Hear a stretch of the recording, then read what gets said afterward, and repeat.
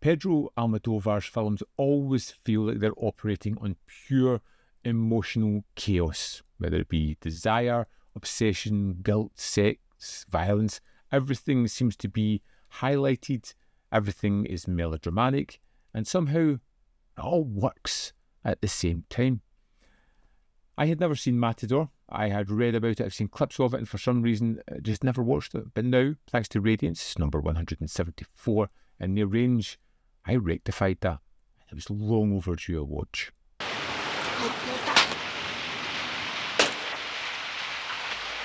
Right, let me try and break the storyline of this one down as short as I can. We have a young boy, Angel, who is sexually repressed. He's training to be a bullfighter.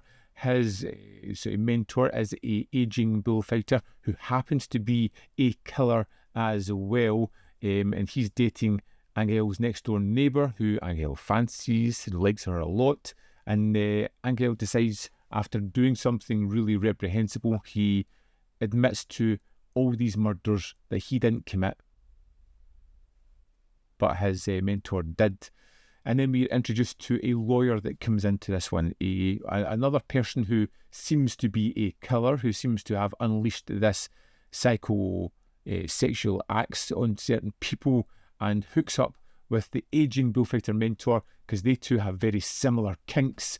And yeah, that's the kind of idea, roughly, of Matador, if you can follow my ramblings there.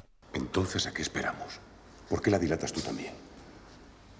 Desde que te conozco, estoy viviendo los preámbulos de un gran orgasmo. This is a wonderfully weird, unique, and different film. Very much everything is heightened, like I said, and I think that leads to some wonderful aspects of the film. Now, straight off the bat, this is incredibly stylish. It feels dangerous. It's very theatrical from the opening sequence. Of course, it's sexually charged, as you would expect, and it tonally in such a strange way that I think only Almodóvar could actually do this. So weird and different. It's got this wonderful colour palette throughout it. It creates this atmosphere right from the bat. It's got these warm colours. All the way through it is this sense of red, and this red walls and dresses and lipsticks and nails.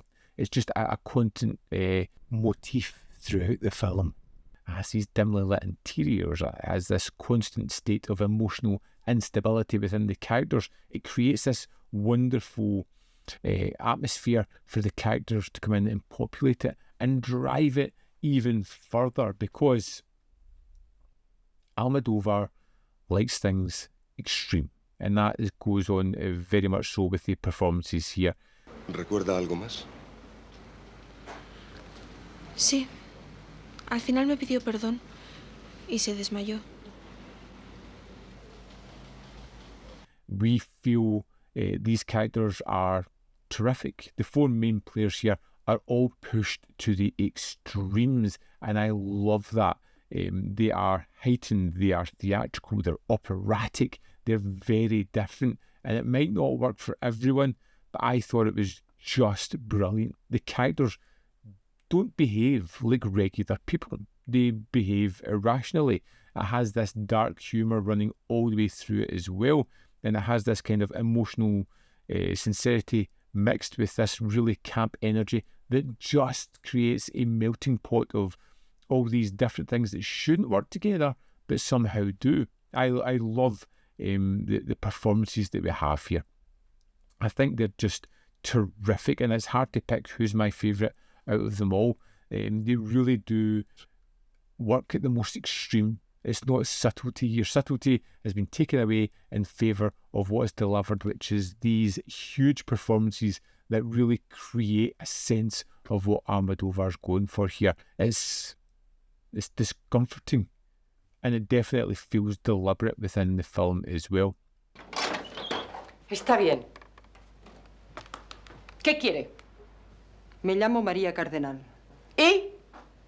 One of the things that I absolutely adored about the film, of many things that I adored about it, was the humour that it has. Everything is got this really strange humour that's not laugh out loud funny, and it's more strange within situations that we have here. One of the funniest sequences early on is when Angel has done something that is reprehensible, or he thinks he's done an act, goes to the police station to confess, and nobody takes him seriously. Nobody cares. Even the person that he committed this act on says that he didn't do what he thinks he did. He failed miserably, and everybody's just completely ambivalent towards him. He is racked with guilt. He's looking to be punished, and nobody cares because what he thinks he did, he didn't. He didn't manage it, and it's one of these situations where, as he continues to become outraged at what's going on, he can't believe that nobody cares whatsoever. And I think it's just one of those funny situations that the film has many of, where things are heightened to a point where it's weird funny or unusual funny, or people aren't reacting the way they should be, but it's always kind of quirky. Sometimes laugh out loud funny, sometimes just unusual, and I really like that about it.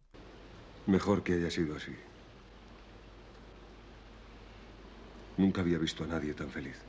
The performances are excellent. I think the direction's really well handled. I think it's tight on the pacing, and it tells a very unusual and very different tale.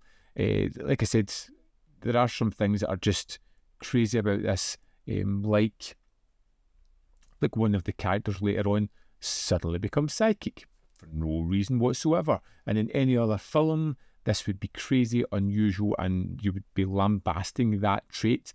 But here, you're just like, yeah, seems right. This is the kind of movie where that would probably happen. I'm just going to go with it and enjoy it. I think I want to go and watch Matador again. I really enjoyed this film. It was a hell of a lot of fun. It looked gorgeous on the 4K. The colours were incredible. They just popped.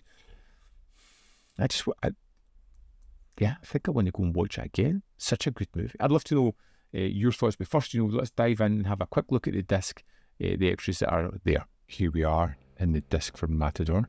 Let's go to the special features. First up, we have Jose Arroyo. Film scholar and Spanish cinema expert Jose Arroyo discusses Matador as a turning point in Pedro Almodóvar's career and the artistic development, a polished celebration of aesthetic beauty and an abstract critique of Spanish models of masculinity, filmed exclusively for Radiance in January 2026. And this runs for 29 minutes, 37 seconds. I really enjoyed this talking head, giving a little bit more context about Almodóvar. Although I've seen some of his movies, I'm not fully familiar with his directorial efforts, although I really enjoyed Matador. It was nice to hear more about this film and the aspects I may have missed within the production.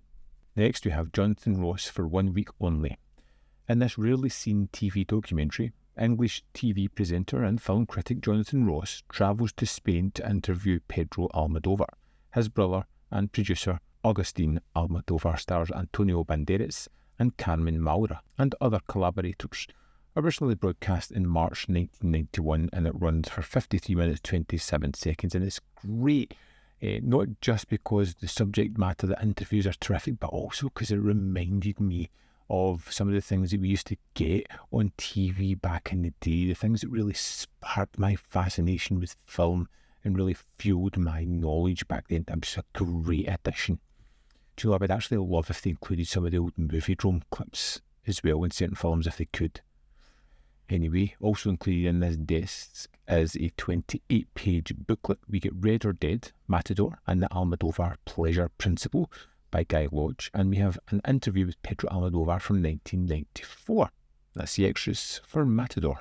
So yeah, Matador is excessive, is provocative, and is completely consumed by obsession. And honestly, I wouldn't change a single thing about this film. It feels like discovering something special, something that's tailor-made for me, and just worked it incredibly well. I would love to know what you think of Matador. Let me know in the comment box below whether you love it, hate it, or fall somewhere in the middle. As always, there's more content up here.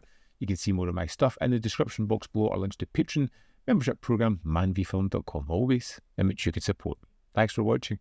See you next time.